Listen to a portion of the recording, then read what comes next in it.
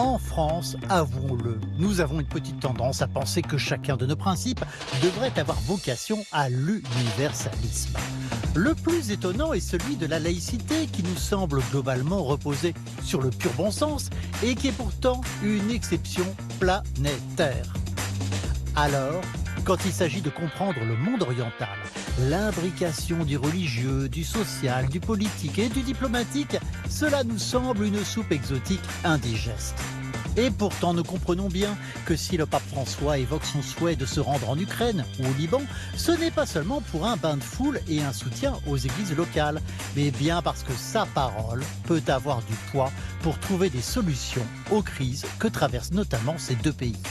Car de l'Ukraine à l'Érythrée, du Liban à l'Inde, ce large espace oriental est marqué par des conflits interconfessionnels, des guerres entre chrétiens, des persécutions religieuses. Et si les chrétiens sont parfois minoritaires dans ces pays, ils y sont souvent des acteurs de progrès social, de dialogue et de solidarité. Bref, ça questionne. L'Église en Orient, un acteur diplomatique incontournable. Et vous l'avez compris, on se pose cette question ce matin car le pape pourrait prochainement se rendre dans deux pays en souffrance, le Liban et l'Ukraine. L'occasion ce matin donc de s'interroger sur notre rapport à l'Orient. Bonjour à tous et bienvenue. Bienvenue à vous, Pascal Gollnisch.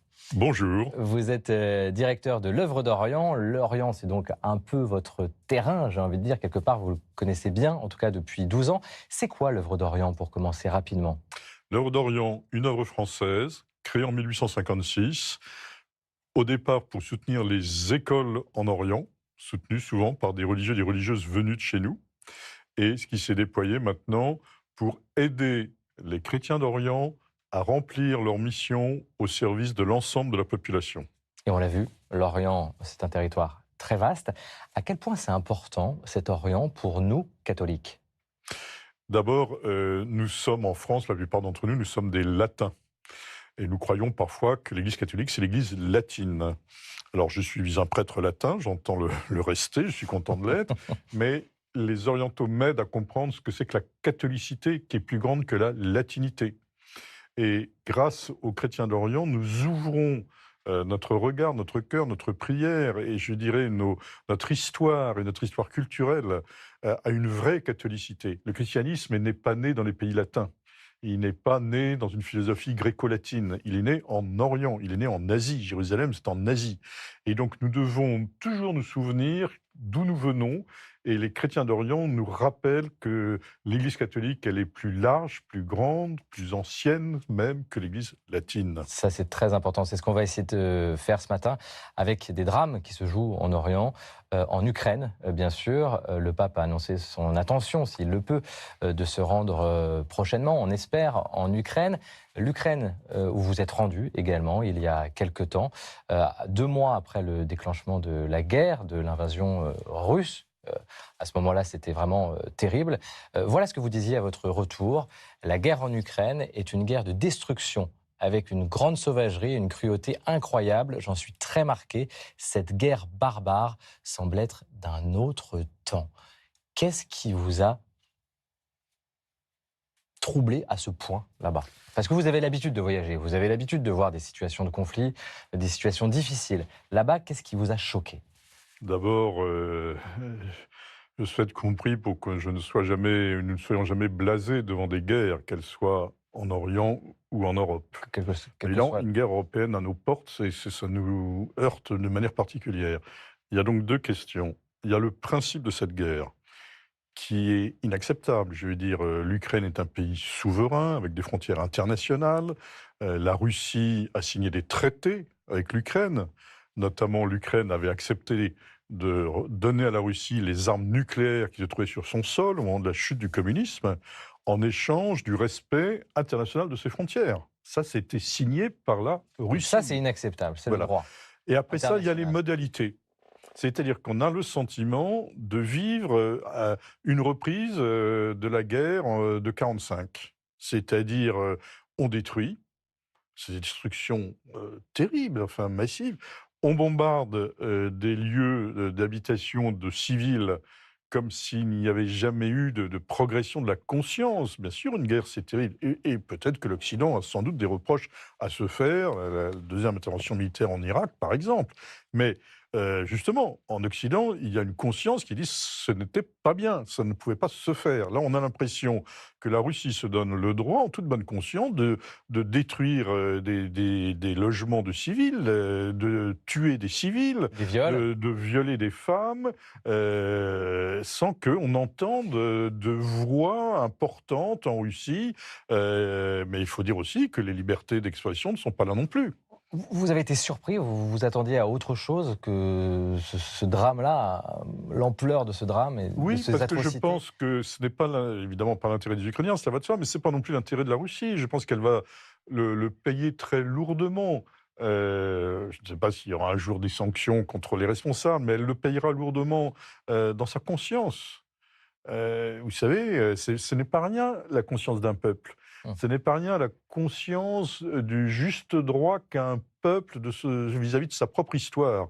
Il faudra rendre compte aux générations suivantes qu'on a déclenché cette guerre de destruction sans véritable raison et d'une manière indigne, je vais dire. Il faudra en rendre compte devant l'histoire de la Russie. L'Église, qu'est-ce qu'elle peut faire? Je pense notamment au pape. On va regarder, le pape s'est exprimé, hein. Évidemment, il condamne la guerre en Ukraine. Voilà notamment ce qu'il a dit. Dans ces cas où il y a une agression injuste, je peux dire seulement qu'il est licite d'arrêter l'agresseur injuste. Je souligne le verbe arrêter. Je ne dis pas bombarder, faire la guerre. Qu'est-ce qu'il nous dit là, le pape François? Qu'en fait, la guerre, quel que soit le contexte, ce n'est pas possible. Il faut privilégier la voie diplomatique pour arrêter le conflit. D'abord, le pape est dans son rôle quand il rappelle heureux les artisans de paix. Hein, chaque dimanche à la messe, nous essayons de partager la paix et nous sommes envoyés dans la paix du Christ. Donc, Ça, c'est important. Il faut que c'est ça quand soit... même pas voilà. tout à fait anormal que le Tout à pape fait. le rappelle. Après cela, il est évident que le pape a une voix importante, d'abord parce que le catholicisme est partout dans le monde, donc c'est une voix mondiale. Et d'autre part, il n'a aucun intérêt à défendre. Je veux dire, il n'a pas de part de marché, hein, il n'a pas de... voilà, vous vous souvenez quand on parlait du pape à Staline, on lui prête l'expression, mais le pape, combien de divisions? Le pape n'a aucune division, il ne va pas envoyer les gardes suisses en Ukraine, et par conséquent, ça lui donne une crédibilité, et donc une liberté, et donc une responsabilité pour trouver les chemins pour arrêter cette C'est guerre. ça sa force diplomatique au pape. Voilà. En revanche, cette position-là, on se dit, tiens, on a presque l'impression qu'il dit, faut pas répondre à la guerre par la guerre. Ben, bien sûr, Tout le monde n'a pas compris sa position. parce que l'escalade est toujours préjudiciable aux deux parties. Hein. Si on regarde l'intérêt de l'Ukraine, on est conscient, je pense, que le Saint-Père est conscient que cette guerre est injuste. Et il a envoyé de nombreux émissaires, des cardinaux, des proches collaborateurs à Kiev pour dire ce qu'il ressent devant cette guerre. Après ça, l'intérêt des Ukrainiens est d'essayer de trouver par tout moyen des médiations pour épargner l'Ukraine. Hein. Donc il faut effectivement arrêter cette guerre. Après ça, sur quelle base? Ça, ce sera le rôle des diplomates des deux parties, de la communauté internationale, évidemment. Mais vous voyez, je pense que le pape ne prétend pas que mettre l'Ukraine et la Russie sur le même plan. Il est parfaitement Bien sûr. conscient, je crois, je ne suis pas son porte-parole, hein, Non, mais on il comprend me qu'il semble... y a un agresseur et un Voilà, agressé. il y a un agresseur, un agressé, et il n'y a pas photo là-dessus. Est-ce que la voix chrétienne, même la vôtre, là-bas, est entendue? Est-ce que le fait d'être chrétien et de dire, même si ça se passe entre deux pays chrétiens, mais est-ce que le fait d'être prêtre, notamment, ou en tout cas d'avoir une voix chrétienne de paix, ça compte là-bas? Alors, je crois tout à fait, comme au Moyen-Orient d'ailleurs. Même si au Moyen-Orient, il y a une petite minorité de chrétiens, la voix des chrétiens est entendue. On pourrait parler du voyage du pape en Irak, où il a parlé à tous les Irakiens. C'était extrêmement fort, ce voyage. Les chrétiens en Irak sont une petite minorité. Donc là, en Ukraine, bien sûr, d'abord parce qu'on apporte une compassion devant les souffrances de ce peuple. Les souffrances sont terribles du peuple ukrainien. C'est pour ça que ça met un peu en colère. Et le pape vient essayer de nous dire la colère, c'est pas ça qui doit guider l'avenir. Mais Non, on mais est en colère. cette colère, c'est peut-être aussi un droit d'ingérence. Absolument. Ça peut être. Si l'ingérence permettait vraiment d'arrêter cette guerre, il faudrait l'envisager. Malheureusement, je ne suis pas certain que l'ingérence, surtout militaire, permettrait d'arrêter cette guerre et d'aider les Ukrainiens. Une ingérence de paix, en tout cas. Une ingérence de paix, absolument. Absolument. Alors, Pascal Golnisch, j'aimerais que nous partions maintenant dans une autre partie de l'Orient, au Liban, un pays évidemment avec lequel la France a une grande proximité, hein, puisque le pays est en partie francophone, avec une très importante communauté chrétienne. On dit que la moitié de la population est chrétienne, mais qui souffre depuis plusieurs années, corruption, crise sanitaire, crise économique majeure en ce moment, après une explosion dévastatrice dans le port de Beyrouth. Juste en quelques mots, quelle est pour vous la proximité de la France avec le Liban ? Alors, il y a une proximité historique, puisque c'est quand même la France qui a porté le Liban sur les fonds baptismaux. Il y a, comme vous l'avez dit, une proximité de langue. Beaucoup de Libanais sont francophones et beaucoup d'écoles au Liban sont francophones. Mais l'essentiel est peut-être encore au-delà. Le Liban est le seul pays de la région à avoir une pleine liberté religieuse. Pas simplement une liberté de culte, mais une liberté religieuse. Ça, il faut le rappeler. Et qui fait partie des droits de l'homme, la liberté religieuse. L'article 18 de la Déclaration des droits de l'homme, j'invite les téléspectateurs à le relire, cet article. Non seulement on a une liberté de religion, ou de ne pas en avoir, mais si on en a une, on a aussi la liberté de l'exprimer et de la mettre en œuvre dans le respect de l'ordre public. C'est des droits de l'homme.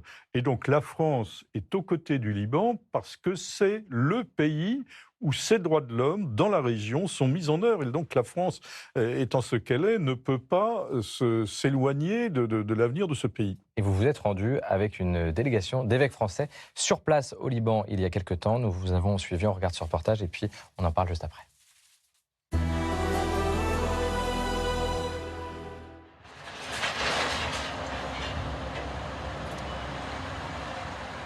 Dans le port de Beyrouth, entre ses grues et ses sillons dévastés par l'explosion du 4 août 2020, un chant d'espoir résonne. C'est en prière que la délégation des évêques de France en visite à Beyrouth exprime sa solidarité aux Libanais. Et nous prions en union avec tout le peuple libanais qui reste profondément marqué par cette explosion. Au nom du Père et du Fils et du Saint-Esprit. Amen. C'est une chose de lire un article du journal qui raconte un drame, c'en est une autre de voir tous ces débris, d'entendre et de voir ces grues qui démontent encore des bateaux 2 ans après. Et c'est bien de parler de pardon, d'espoir, d'espérance, mais il faut mesurer ce que ceux qui sont frappés doivent surmonter. Toute la journée, les visites des évêques s'enchaînent pour mesurer l'ampleur de la crise économique et sociale qui touche le pays. Aux portes du port, ce quartier se relève à peine de l'explosion. C'est ici que le père libanais Anitok a ouvert une cantine solidaire. Juste après l'explosion, on a commencé avec ma femme. Notre cuisine s'est ouverte à tout le monde, que ce soit des chrétiens, des musulmans, des noirs, des blancs. 900 repas sont servis chaque jour par des volontaires aux familles sans ressources. Une solidarité qui marque les esprits. Je suis frappé par leur résilience, par leur qualité humaine et spirituelle pour affronter cette vie qui est extrêmement rude. Le Liban a vécu des drames terribles et en même temps, à chaque fois, il renaît. Ça veut dire qu'il y a une force intérieure dans ce peuple. Pour nous, catholiques français, c'est un magnifique exemple. La résilience et la force des Libanais leur ont permis de reconstruire la majorité des maisons et hôpitaux de la ville grâce aux dons venus du monde entier. Mais la crise économique et l'effondrement des salaires a porté un coup fatal au système de santé. Dans l'hôpital des Sœurs du Rosaire de Beyrouth, les chambres tout juste rénovées restent vides. 400 patients sont en attente d'être opérés, incapables de payer les frais. L'hôpital demande avec force l'aide financière et le soutien de la délégation. On vous demande vraiment une contribution autant que possible pour pouvoir vraiment rester dans ce pays. Ce que nous pouvons faire déjà, c'est faire connaître la situation réelle aux autorités de notre pays, mais faire connaître aussi aux catholiques de notre pays, notamment tous ceux qui contribuent à travers l'œuvre d'Orient, parce que plus l'œuvre d'Orient aura de moyens, plus elle pourra venir en aide à cet hôpital. Les évêques espèrent aussi créer un lien de solidarité avec les hôpitaux catholiques de France. Qui est placé par les mystères joyeux. Et voilà pour ce voyage d'une délégation d'évêques français au Liban. C'était au début du mois de mai. Pascal Golnisch, vous faisiez partie de cette délégation. Fondamentalement, qu'est-ce qui est en train de ronger les Libanais ? On a vraiment ce sentiment-là que c'est un peuple qui est en train de... Enfin, il y a quelque chose qui est en train de se passer de très fort là et de très grave. C'est très grave.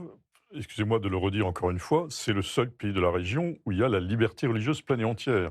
Si donc ce modèle échoue, vous voyez bien toutes les conséquences que ça aura sur l'ensemble de la région, et en Très particulier fragile. sur les minorités, dont les chrétiens de la région. Donc c'est vraiment un enjeu capital. C'était un voyage qui était souhaité par le président des évêques de France depuis longtemps, Monseigneur Éric de Moulin-Beaufort. Il avait été différé à cause du Covid, et là, il y a eu donc une délégation importante avec l'évêque de Nîmes, l'évêque de Pontoise et l'évêque des Maronites de France et le secrétaire général de l'épiscopat. Dire l'amitié, s'informer. Mais cette crise du Liban remonte sans doute à la guerre civile. Vous savez Dans les que- années 80, Voilà, 90. il y a eu une guerre civile terrible qui a été stoppée plus qu'une construction réelle de la paix avec des accords de Taïf qui ont été signés en On rappelle Arabie que c'est une guerre Saoudite. professionnelle. Hein. Voilà. Oui, on peut Entre dire autres. cela, oui. Et finalement, qui n'a pas réglé en profondeur les problèmes du Liban. Et par conséquent, année après année, depuis la fin de ces hostilités, finalement, année après année, le Liban s'est un peu affaibli. Des Libanais ont quitté le Liban, la situation économique s'est un peu dégradée, mais très peu, mais chaque année. Et donc, on n'a peut-être pas mesuré qu'il y avait cette dégradation de ce Liban, et il arrive un moment où il faut tirer les traits et faire la soustraction, si je puis dire, et là, on se rend compte qu'on est dans une crise terrible. Alors évidemment, le Covid a accentué, l'explosion du port de Beyrouth a accentué, mais aussi des mesures de l'État libanais qui sont inacceptables. C'est-à-dire que l'État libanais, depuis des années, ne paye pas ce qu'il devrait payer au titre de sa responsabilité sociale aux écoles et aux hôpitaux. Mais il a quand même Sur fond de obligé corruption, sur fond de corruption. les écoles à augmenter brutalement et même rétroactivement les salaires des professeurs. Sans doute fallait-il améliorer les salaires des professeurs, mais l'État ne peut pas décider ça, lui-même ne rien payer. Il y a des élections législatives au Liban en ce moment. On a vraiment le sentiment que les Libanais sont excédés, qu'ils veulent vraiment tout envoyer valdinguer pour tout changer. Est-ce que c'est ça la solution, une forme de révolution, une grande machine à laver pour tout revoir le Liban? Il faut sans doute procéder à un renouvellement profond de la classe politique. Mais comme dans d'autres pays que nous connaissons bien, il y a des gens qui manifestent légitimement un mal-être, une difficulté de vie, etc., mais qui ont du mal à transformer la manifestation en un projet politique qui suppose d'avoir une perspective, des idées, et puis des équipes. La politique, ça se construit, ce n'est pas, voilà, il ne suffit pas de manifester pour faire une démarche Et politique. vous êtes confiant, vous? Alors C'est d'abord, terrible de faire face à ces situations. alors, d'abord, les dernières élections, où malheureusement beaucoup de Libanais soit se sont abstenus, soit n'ont même pas pu aller voter parce qu'il n'y a plus d'essence. Donc les gens ne pouvaient même pas aller nécessairement au bureau de vote. Cependant, le bloc politique où il y a le Hezbollah, par exemple, a perdu la majorité. Et les chrétiens, Voilà. ils sont à la hauteur, eux, pour Et ramener un peu d'espérance. certain nombre de personnes issues de ces manifestations qui demandaient des changements, il y a quand même, semble-t-il, une quinzaine de députés qui ont été élus, ce qui est tout à fait novateur pour le Liban. Autrement dit, les élections n'ont pas tout changé, n'ont pas tout résolu, mais ont changé des choses. Alors après ça, eh bien, il faut qu'il y ait des processus qui s'enclenchent pour la désignation d'un président de la République qui est désigné par le Parlement, et après ça, la formation des gouvernements. Malheureusement, c'est long, c'est trop long, il y a des minorités de blocage, mais il ne faut pas... je veux dire, la population a dû prendre conscience de sa force quand même. Et les chrétiens, Beaucoup- juste un mot sur les chrétiens, parce qu'il faut Oui. qu'on passe au reportage suivant. Les chrétiens, ils peuvent apporter un peu d'espérance là-dedans? Mais bien sûr, parce qu'ils peuvent, d'abord c'est leur fonds de commerce, l'espérance, et ensuite ils peuvent former les nouvelles générations au souci du bien commun, et donc faire se lever une relève politique. Ça, c'est important. Alors, des chrétiens engagés, il y en a aussi, en tout cas des Libanais hors Liban, en France. Je vous propose de partir à la rencontre de Oda, une franco-libanaise qui vit dans les Yvelines. Elle préside une association d'aide au Liban, association en soutien à ce pays durement touché. Regardez, puis on fait une petite réaction juste après.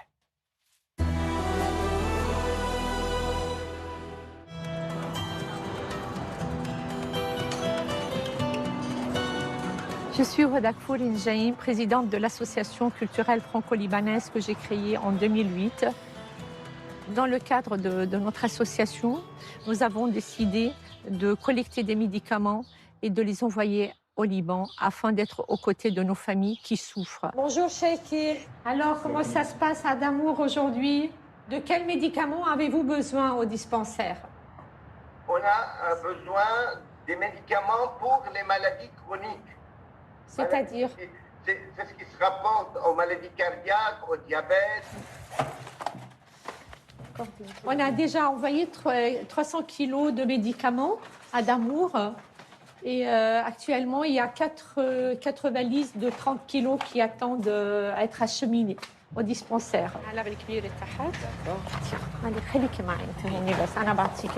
J'ai choisi Damour parce que c'est une ville symbole. C'est une ville martyre qui a beaucoup souffert pendant la guerre. Damour, c'est 20 000 habitants, c'est à 10 km au sud de Beyrouth, c'est au bord de la Méditerranée. Notre association a décidé d'aider cette ville en envoyant des livres pour l'ouverture d'une future bibliothèque municipale.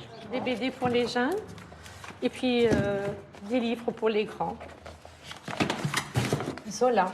Nous envoyons des livres en langue française parce que le Liban n'a pas besoin que des médicaments, il a aussi besoin de culture et de renforcer la langue française dans ce pays aussi. Et le fait d'aider, d'envoyer de l'argent, des médicaments, des produits d'hygiène, je ne sais pas quoi, ça nous déculpabilise. On sent un peu comme quoi on est à côté d'eux. Le Liban souffre et il a besoin de nous, il a besoin de notre soutien, il a besoin de nos prières aussi. Prions tous pour ce pays qui se relève, on y croit. On est là, on y croit et on va l'aider. Allez, on y croit, nous dit Oda, Pascal Golnisch.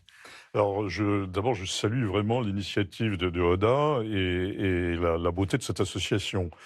Mais permettez-moi de vous dire, franchement, comme je ressens les choses, vous êtes là pour la ça. diaspora libanaise, dans son ensemble, n'est pas à la hauteur. Alors, vous allez recevoir du courrier à cause de moi. Il y a beaucoup de Libanais hors Liban. Hein. Mais il y a quand même beaucoup de Libanais qui se sont installés en France. Il y a des initiatives très louables, comme l'association que vous venez de montrer. Je pense que la diaspora libanaise en France doit se bouger davantage dans l'envoi d'aide. Donc pas simplement envoyer un chèque aux vieux parents, rester au pays. Il faut s'organiser infiniment plus, comme le fait cette association, mais il y a d'autres associations. Il faut qu'il y ait une fédération de cette force associative, mais aussi dans le plaidoyer. Il faut que cette diaspora défende le Liban. Il faut qu'elle sorte de ses propres divisions, parce qu'évidemment, les divisions de la classe politique au Liban se répercutent dans la diaspora. Donc il faut savoir dépasser cela et défendre le Liban infiniment plus. Excusez-moi, mais depuis cette crise terrible, la diaspora libanaise, nous ne l'entendons pas. Bah, le message est passé, Pascal Golnisch. Juste pour conclure, en conclusion, vous, qu'est-ce qui vous anime dans cet Orient? Est-ce que vous faites face à des situations difficiles? Vous savez, quand on lit le récit de la Pentecôte, on lit les peuples qui étaient là. On va le lire le jour de la Pentecôte. Et vous avez toute la liste des chrétiens d'Orient. Il y avait quelques Romains de passage, nous dit le texte. Mais sans ça, c'est des chrétiens d'Orient. Donc, ces chrétiens d'Orient, quand ils sont là, aussitôt, ils ont été persécutés. Donc, ils ont dû quitter Jérusalem pour les besoins de la mission, mais aussi parce qu'ils étaient persécutés. Depuis, les difficultés n'ont pas cessé. Donc, si nous prenons du recul historique, nous voyons que les difficultés présentes s'inscrivent dans une continuité, mais aussi la force de la mission, la force de construire, la force de rester debout et la force de servir les autres. Eh ben merci Pascal Golnisch, vous restez avec nous. L'émission se poursuit tout de suite avec notre minute de solidarité hebdomadaire pour les Ukrainiennes et les Ukrainiens. Nous avons évidemment évoqué la situation dramatique du pays en début d'émission. Voici un geste pour l'Ukraine.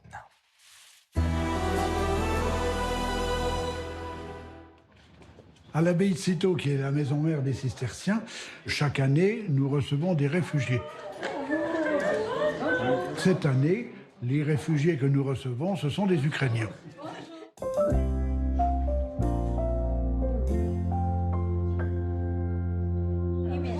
Ils viennent de la ville d'Odessa. Ce serait un peu comme Marseille en France. Il y a 5 familles actuellement qui sont reçues. Ils sont partis avec rien. Leur seul trésor, c'est le smartphone, qui leur permet d'être en contact avec leur famille. C'est la parabole du bon samaritain. Hein. Des gens qui sont en détresse, si nous pouvons faire quelque chose, nous le faisons. Il faut prendre exemple sur la France. Je ne comprends pas tout ce qu'il dit, mais il faut prendre exemple sur la France parce que À la messe dimanche dernier, il y en avait quelques-uns. Mais ça, on laisse complètement libre, hein, bien sûr. Hein. Très souvent, on prie pour les réfugiés et nous essayons, nous, d'être à notre niveau artisans de paix. Voilà, ces quelques sourires éclairent cette situation dramatique. Et tout de suite, l'agenda culturel de Constance de Bonaventure, qui signe son grand retour après quelques mois d'absence. Ravi de vous retrouver. Eh ben, c'est un plaisir. Et on poursuit tout de suite un voyage en Orient, toujours avec une expo photo qui raconte, entre autres, le Liban. On en parlait à l'instant avec Pascal Golnisch. Exactement. Alors l'exposition s'intitule « La ruine de sa demeure ». C'est un très joli titre et qui explique en plus très bien l'intention du photographe, retourner sur les traces de sa famille, en l'occurrence celle de son grand-père et de son père, nés au Liban. Alors l'auteur, Mathieu Pernaut, a remis la main sur l'album photo d'un voyage que son grand-père avait fait dans les années 1920 et il décide de faire le même voyage, un itinéraire qui nous emmène donc au Liban, en Syrie et en Irak, des lieux que vous connaissez très bien, monseigneur Golnisch, mais qui, vous le savez, ont beaucoup changé ces dernières années. Alors on va regarder de plus près ces photos. Là, vous le voyez, c'est l'immeuble dans lequel la famille de Mathieu Pernaut vivait à Beyrouth. On imagine très bien l'ambiance, l'atmosphère qui pouvait régner à cette époque. Une photo qui contraste avec cette scène de désolation que vous voyez. Photo prise après la gigantesque explosion qui a frappé la ville en 2020. On en parlait tout à l'heure. Alors, c'est une exposition assez nostalgique, hein, certes. Elle nous emmène dans les ruines des civilisations passées, mais aussi dans les ruines des tragédies récentes. Moi, c'est des photos qui m'ont beaucoup touchée parce que ici, la petite histoire, en l'occurrence l'histoire de la famille du photographe Mathieu Pernaut, raconte et rencontre la grande histoire. Mathieu Pernaut, la ruine de sa demeure, c'est donc à la Fondation Henri Cartier-Bresson à Paris jusqu'au 19 juin. Si vous n'avez pas la possibilité d'aller voir cette exposition, il y a également un très beau livre, La ruine de sa demeure, donc de Mathieu Pernaut, dans lequel on peut retrouver tout le travail de ce photographe. C'est vrai que c'est un voyage quand même, le Liban, à travers ces photos, Pascal Golnisch. Oui, et puis c'est un rapport du temps au temps, et ça c'est très important. Nous avons peut-être négligé le problème de la durée, de l'histoire, de la mémoire, et c'est fondamental pour analyser ces crises. Et ce qui se passe aujourd'hui, évidemment. Parfois, le conflit date d'il y a très très très longtemps. On poursuit, Constance, avec un film cette fois qui célèbre un événement très attendu chez nos voisins d'outre-Manche, l'anniversaire du couronnement de la reine. Je dois bien avouer que moi, c'est pas quelque chose qui me passionne. Vous allez essayer de m'enthousiasmer. Eh ben pourtant, c'est un événement qui est très attendu aussi ici en France par les fans de la reine d'Angleterre. Elisabeth, regard singulier, c'est un documentaire, un portrait très moderne, très rythmé sur fond de rock anglais et qui nous présente le visage d'une femme espiègle, une femme pleine d'esprit, la reine Elisabeth. On va tout de suite regarder un extrait de la bande-annonce du film. God save the Queen. Ow, it's my foot you're standing on. Yep. Ladies and gentlemen, I want to tell you all. Throughout the ages, it will not be easy. We grew up loving the Queen. To us teenagers, she was a babe.